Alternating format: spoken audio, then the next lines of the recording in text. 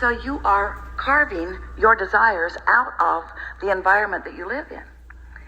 But you could carve your life out of the environment that you live in more effectively if you were to understand a few basic things. We're going to give them to you here briefly. They are concepts that are law-based. And as you understand them and affirm them, as you believe them, better still, as you know them, as you walk through your day-to-day experience with them on your mind, you will gain control of your own experience. And otherwise, you're living life by default. You're observing and offering a vibration and getting all kinds of stuff back in response to all kinds of stuff that you're outputting. And usually then trying to explain how you got to where you are or why things are happening by blaming yourself or blaming others. Some even go so far as to blame their mothers or their partners or even past life experiences. In other words, you're sort of desperate to explain why what is, and we're going to explain to you why what is. And once you understand why what is, then you'll have more control over what is. It's really a nice thing. It's co-creation at its best. So, here you are in these bodies, that's obvious, but while you are in this body, there's a larger part of you that is non-physically focused. Humans refer to that as your soul. We like to call it your source, your inner being. Some refer to that as God, although they have a hard time referring to part of them as God because most have separated themselves from what they believe that is. But you are an extension of that source energy, and the larger part of that which you are is not here in your physical body with you, in your personality with you, but is a consciousness who is aware of you and participating with you. Now that matters because that understanding of those two important vibrational aspects of you explains why your guidance system works the way that it does.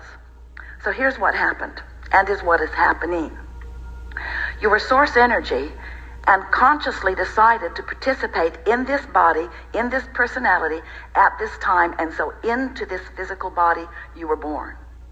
As you came into this physical body, at first, there was no vibrational separation between the source from which you had come and you in this body, because you had not picked up enough on your physical trail to cause any resistance within your vibration. But as you spend more time here, and you look at what is wanted and unwanted, and you listen to others around you, you begin to develop opinions and attitudes and beliefs. Beliefs are just thoughts that you continue to think. You began to create a vibrational attitude that became, in many cases, in fact, in most cases, contradictory is a strong word. Contrary is a less strong word. Resistant to is a less strong word. The vibration of your source. In very simple terms, your source always knows your value. And when you convince yourself or somebody else convinces you that your value is less, then you introduce resistance into the equation of you and you. And that's what your emotions are. Source is always loving you and loving those you are focused upon. But when you find reason to not love them by virtue of the conditions that they are exhibiting, as you stand in your vulnerability, pushing against their conditions because you believe, and most humans are in this category, that the conditions that others are living could threaten you, then you cause, separation is too strong a word, but you introduce resistance into the equation between you and you. So that, in very brief terms, is what your emotional guidance system is all about. It's about the difference in opinion of the source within you and your opinion right here in this moment. Now, what happens to most of you, because early on, as you're interacting with those around you, they have, in most cases, developed pretty strong opinions of their own. And they believe that it is in your best interest that you understand the opinions that they are offering. So at first, you don't have a really hard time because there is somewhat of consistency around you. But the longer you spend in this physical body, and the more you are introduced to the other components of this time-space reality, the more you realize that there is really a variety of opinions about just about everything. And so you have a hard time. using what surrounds you, your mother, your father, your teachers, your peers, the influences that are coming to you. It's a difficult thing to be human and sort out the rightness and the wrongness in the way that they want you to. We want you to understand that through all of that, you have source within you, not just apart from you, but within you, not just somewhere, with you, focused with you in every moment of every conversation and every idea. Everything that you are about, your inner being is right there with you. Law of attraction is the manager of vibration. And since you live in a world, you live in a universe that is only about vibration, then law of attraction is central to what is going on in this vibrational universe, and your understanding of it is central to your deliberate creation, to your deliberate evolution, to your deliberate living life happily ever after in this physical time-space reality. So what law of attraction says is, that which is likened to itself is drawn. There's a vibrational equivalency. It's like when you tune something with your radio dial. So that's the way everything in this universe is working. So your source is broadcasting a signal, and you have the opportunity of tuning to that or not. When you tune to it, you feel wonderful. That's when you are at your clearest, or your most fun, or your most joyful, or your most vital. That's when you are energized. That's when you are full of you. But when you don't tune your tuner to who you really are, when your signal is off, that's when you are introducing resistance or static to the equation. That's when you feel less good. That's when negative emotion is present. You sort of getting a sense of this? Now, this is why it is that way. Because law of attraction is responding to the vibration that is being offered across the board. Everything is vibrating, and law of attraction is responding to everything that is vibrating and matching up those signals. So you get what you think about, whether you want it or not, because when you're thinking about it, you're offering the signal. So law of attraction is matching all of that up. But this is the important part. We're just going to take just a very brief period of time here to help you to understand why you have emotional guidance, why it exists within you, and why it matters so much. So this you that we've been talking about, this eternal you, is a powerful point of attraction. And here you are in your physical body, exploring, knowing what you don't want, knowing what you do want, launching rockets of clarity from your point of view. Preferences, personal, important to you preferences of what you prefer. When someone's rude, you want them to be nicer. When you don't have enough of something you feel that you need, you want more of it. And so each time, whether you speak words about it or not, you have an experience that helps you to clarify. You launch these vibrational emanations, these rockets of desires exude from you, and your inner being, who is standing in your vibrational universe, receives the new request, integrates it immediately into the whole that your inner being is, and becomes that point of attraction. Now here's the important part. Law of attraction then responds to that newly expanded, newly amended point of attraction. Does that make sense to you? The question is, where are you in relationship to that? In other words, someone was mean to you and you launched a rocket of desire to feel better, and your inner being received that and stands there in that much better feeling place as a result of what you've lived. But where are you standing in relationship to that expansion? Usually over here complaining about what happened. Usually over here defending your position and why you feel bad about something.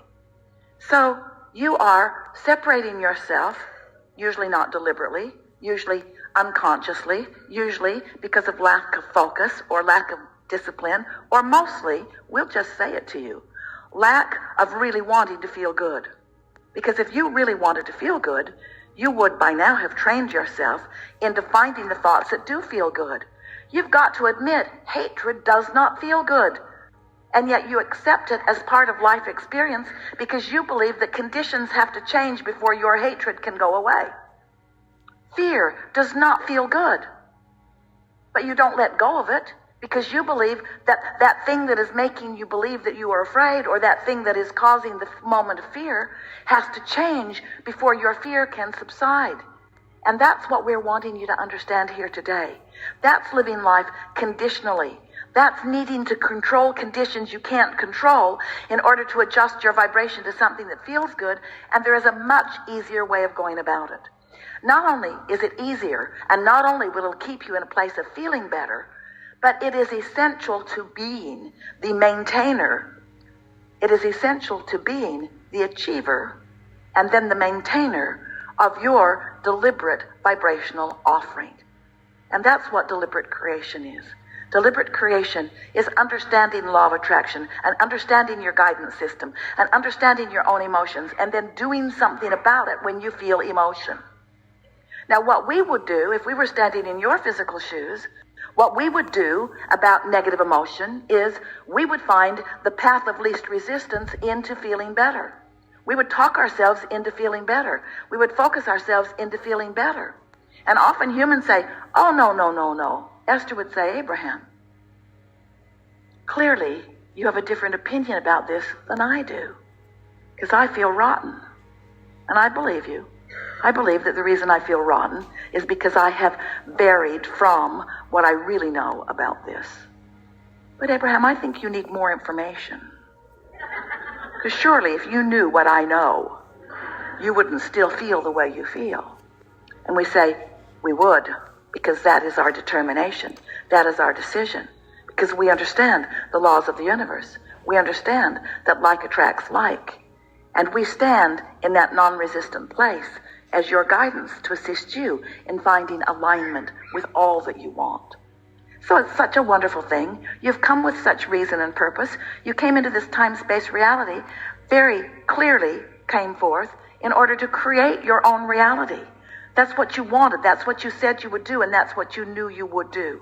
And you knew that creating your own reality was really a sort of three-step process. You knew that the contrasts that surrounded you would cause you to focus. It would cause you to ask for what you want. You knew that. And you also knew, when you made the decision to come forth, that when you ask, that the source within you would hold the vibrational frequency of what you're asking for.